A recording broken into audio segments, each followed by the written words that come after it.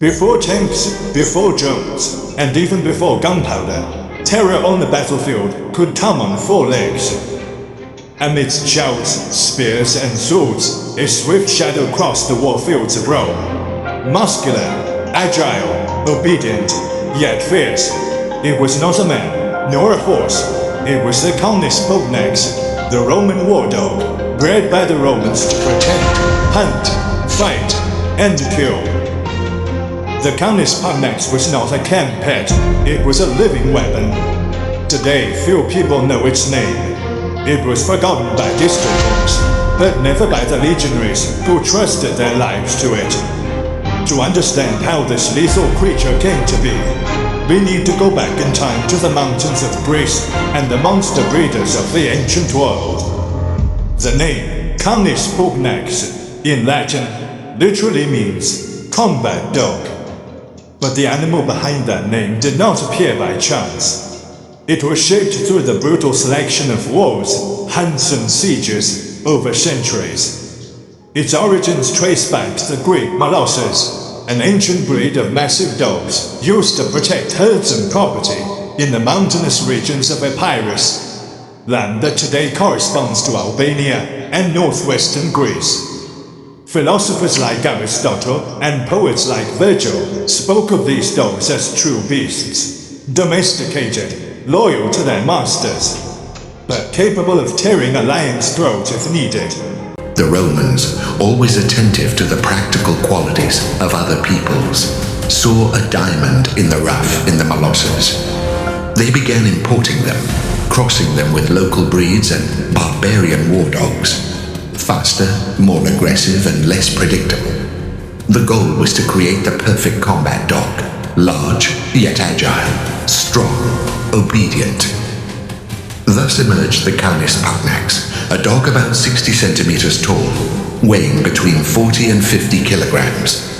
Its dark fur made it less visible at night, with a deep guttural bark and a naturally territorial and protective instinct. A true canine gladiator. By the 2nd century BC, Rome's public spectacles evolved from simple gladiator duels to full-blown operas of violence. And dogs, especially the Canis Pugnax, became part of this macabre show.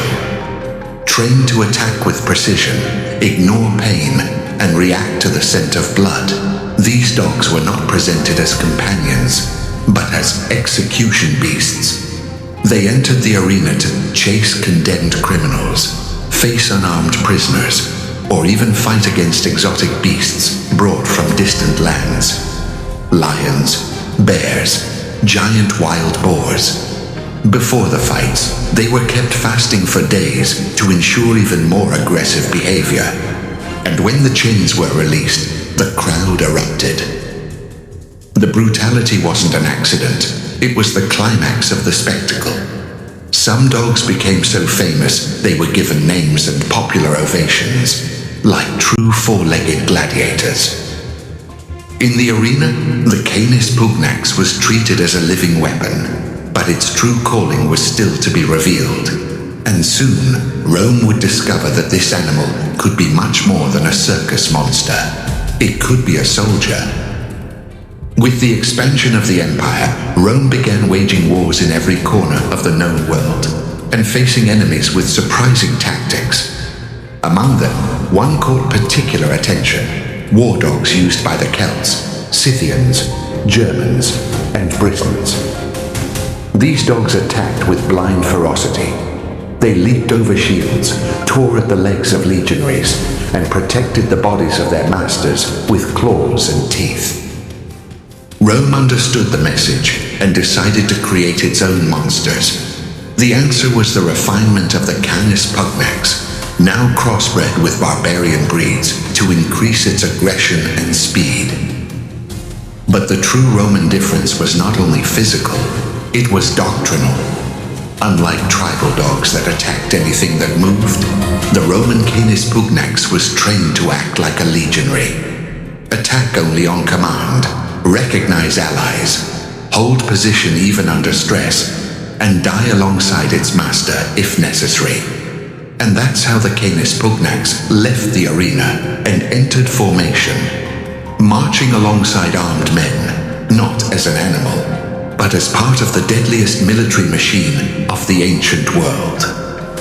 Like any recruit of the Legion, the dog underwent a rigorous training regimen designed to transform its raw instinct into military discipline.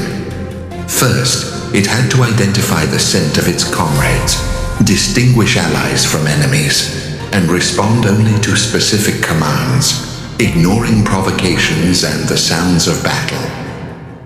The goal was to create a dog that would not retreat, get distracted, or hesitate. They marched alongside the soldiers, covering up to 35 kilometers a day, often carrying small backpacks strapped to their backs with food, messages, or campaign supplies. They slept in the camps, stood guard during the night, and alerted to the presence of the enemy long before human sentinels. In the Castra, the fortified camps, the Canis Pugnax played vital roles, defending the perimeters, protecting supplies, and even guarding prisoners.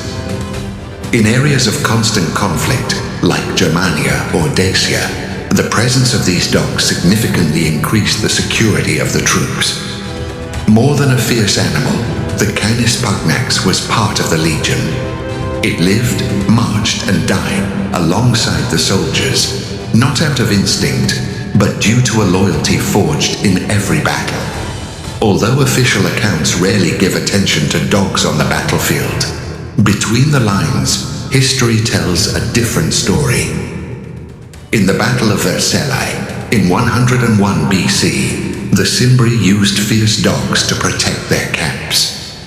According to reports, these animals fought until the end, even after the death of their masters. They endured more than many human soldiers. The image of those dogs defending palisades, biting shields, and falling pierced by spears remained etched in the memory of the Romans. During Julius Caesar's campaigns in Gaul and Britannia, reports mention guardian dogs among the enemy tribes. Rome's response was simple: adopt, train, and integrate. From that point on, Canis Pugnax began to accompany detachments, especially in hostile regions like Germania, Thrace, and Dacia, where the challenging terrain required constant vigilance. There are even visual representations, such as the sculptures on the column of Marcus Aurelius, showing dogs alongside legionaries. Although their exact function, tracking, protection, or attack, is not clearly described, their presence was not symbolic, it was tactical. They were not weapons of mass destruction like catapults. They were precise weapons used where fear, darkness, or ambushes required more than what human eyes could see. Despite their strength, bravery, and military usefulness, the Canis Pugnax never received the same recognition as war horses, generals, or military inventions. Few written records, no dedicated chronicle, no military treatise details it as it deserves. But that doesn't mean their presence went unnoticed by those who truly mattered, the soldiers. Many legionaries treated their dogs with more regard than their own slaves. They were fed special rations, received makeshift medical care, and in rare cases, even offered burial with tombstones and inscriptions as family members. It wasn't uncommon for a retired veteran to return to his village with a Canis Pugnax by his side. As the centuries passed, while the empire transformed and warfare changed, the original lineage began to fade, crossed with other breeds, or extinguished by changes in combat style. But traces remained. Modern breeds like the Neapolitan Mastiff or the Cane Corso carry fragments of that disciplined beast from Caesar's time in their genetics and behavior. So now that you know the story of this extraordinary creature, tell me, doesn't the Canis Pugnax deserve a place of honor alongside the heroes of Rome? If you like this video, leave a like, subscribe to the channel, and share it with anyone who loves the ancient world as much as you do. And as always, may Mars guide you in battle. And if you want to discover the 10 most famous gladiators of Rome, click on the thumbnail on screen. See you in the next story. Subscribe to my channel.